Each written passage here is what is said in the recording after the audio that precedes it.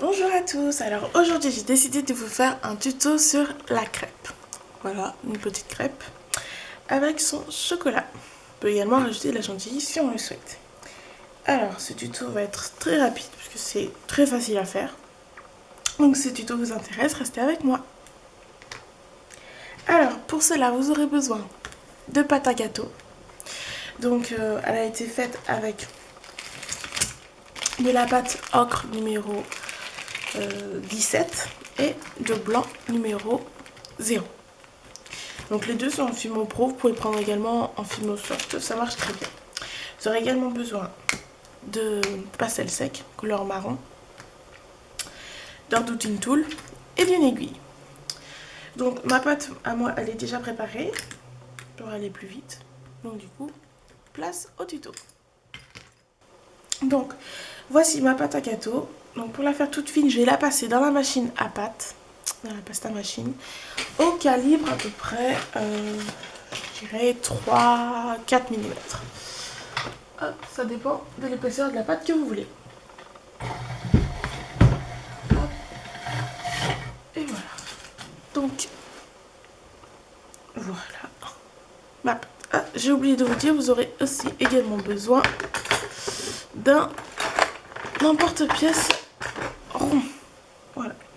Donc, je vais venir ici, hop, faire mes crêpes. Voilà. Simplement en venant tracer des cercles sur la pâte. Rien de plus simple. Ok. Et j'enlève l'excédent. Donc là, j'ai 4 petites crêpes qui m'attendent. Donc je vais venir ensuite les texturer. Donc je vais commencer par faire des petits points en fait ici, tout le long de ma crêpe. En faisant des petits points, voilà, pour donner un effet aéré. Et du coup, c'est à répéter sur toute la crêpe. Voilà, comme ceci. Donc voilà, je viens de finir de faire la petite texture de ma crêpe. Et je vais prendre mes pastel tack et je vais venir recouvrir un petit peu pour mettre partout, pour justement que ça vienne colorer ma crêpe. Donc après, plus j'en mets forcément, plus ce sera cuit. Donc après ça dépend selon vous si vous avez envie de donner un effet plutôt cuit ou pas trop. Donc moi je vais leur redonner un effet un petit peu, enfin bien cuit. Voilà, donc vous en mettez partout. Ça sert à rien d'en mettre beaucoup dès le début parce qu'en fait ça va s'étaler assez rapidement. Donc il faut en mettre un petit peu, puis avec le petit pinceau ça va étaler et ça va rentrer directement dans la pâte. Donc c'est assez rapide à faire. Par contre après si vous voulez vous pouvez foncer un petit peu plus des coins pour dire que ça a été un peu plus cuit, etc. Ça après c'est votre choix. Voilà. Donc c'est relativement simple à faire. Voilà. Ensuite, je vais venir donc avec ma brosse à dents. J'ai oublié, il me faut une brosse à dents aussi. Venir texturer en faisant des petits trous un peu partout pour donner quand même un effet aéré à une crêpe. Voilà. Donc là, vous voyez pas forcément, mais ça fait des petits trous dans la pâte. Désolée, je peux pas zoomer plus. Sinon, vous ne verrez plus rien. Voilà. Donc, une fois que c'est assez texturé à votre goût, vous prenez votre lame.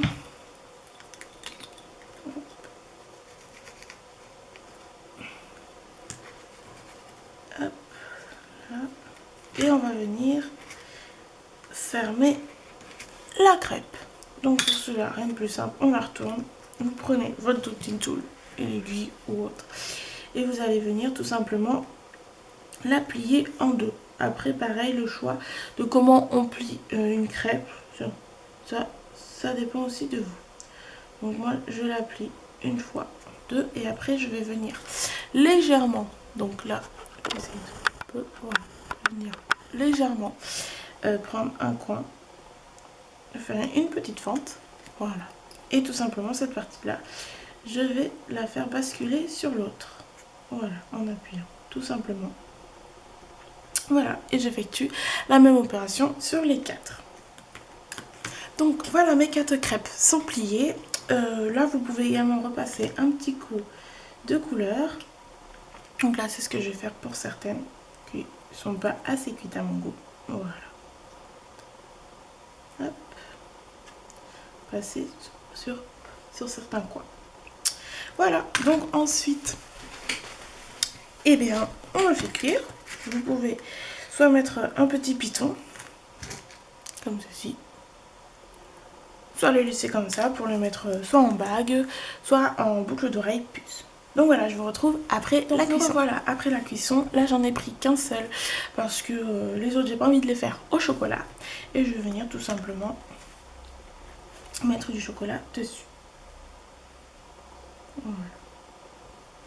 Comme ceci, ça me va très bien.